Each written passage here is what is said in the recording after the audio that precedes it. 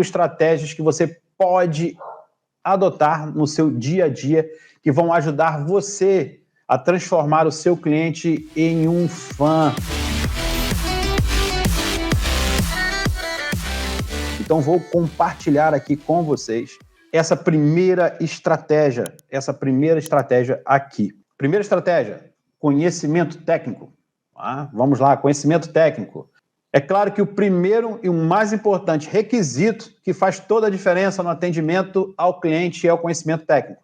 Mas aqui eu não estou apenas me referindo ao conhecimento que o técnico possui de bancada, e sim o conhecimento que é colocado à disposição para resolver o problema do cliente. Deixa eu ser mais específico aí para vocês.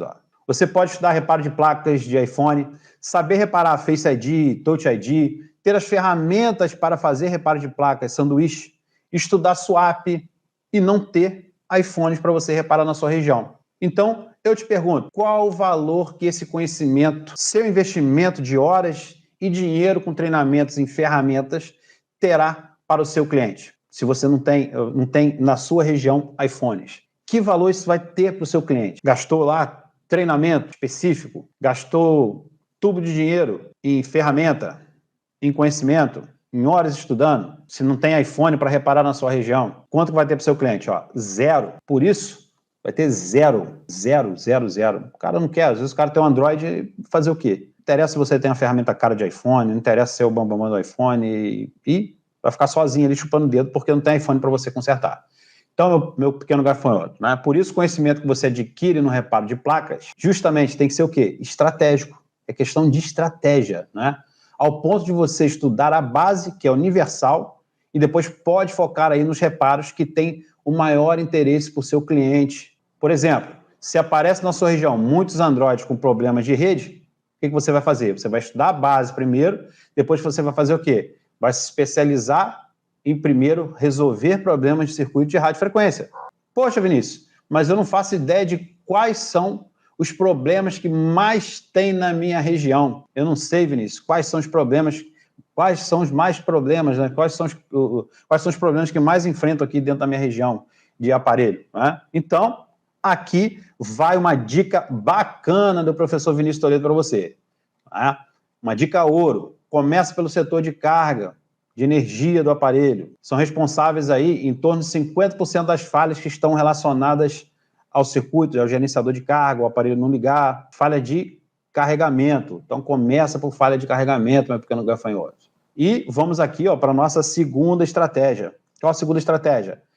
Nós temos que ter uma comunicação clara. O que vem a ser isso, né? Não use tecniquez. O que é o techniquez com o seu cliente lá, não é? Sempre que você for explicar um problema para o seu cliente, encontre o meio termo entre a fala técnica e a fala simples. Você não pode se aprofundar tecnicamente no assunto, ao ponto do seu cliente não entender o que está dizendo. E nem ser superficial ao ponto do cliente achar que você não sabe do que você está falando. Se você for muito técnico, duas coisas podem acontecer. A primeira coisa é ele se assustar e achar que o problema é mais complexo do que é real. Isso pode fazer com que ele recusar o serviço. E a segunda? A segunda é ele entender nada do que você está falando. Aprovar o orçamento com uma expectativa sobre o serviço diferente do que você vai entregar. Então, por outro lado, se você der uma explicação muito pobre, sem muitos porquês, deixando o cliente cheio de dúvidas, o que vai acontecer? O cliente pode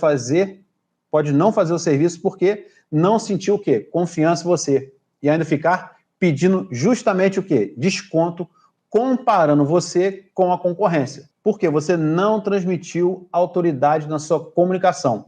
Então, meu pequeno gafanhoto, estude, se qualifique e, quando for falar com o seu cliente, seja técnico, mas fale de forma simples. Entenderam isso aí? Entenderam? Bacana, né? Então, nós vamos para a estratégia de número 3, tá?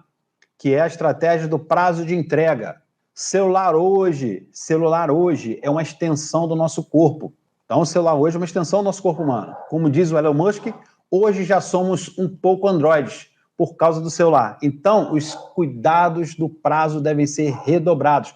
Imagina você iniciar o seu serviço na sua bancada sem um ferro de solda, sem uma estação de ar quente. A falta dessas ferramentas pode fazer o quê? Atrapalhar todo o seu faturamento no fim do dia. Tô certo ou tô errado? Se tiver lá faltando uma ferramenta para você, uma estação de solda, um ferro de solda, uma estação de ar, o que vai acontecer com o seu faturamento? Vai cair, não é isso mesmo?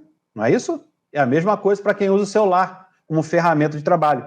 Hoje o WhatsApp ele é responsável pela atividade econômica de muitas pessoas e você é o responsável não por reparar somente esses aparelhos, mas por manter essas pessoas se comunicando e fazendo negócios.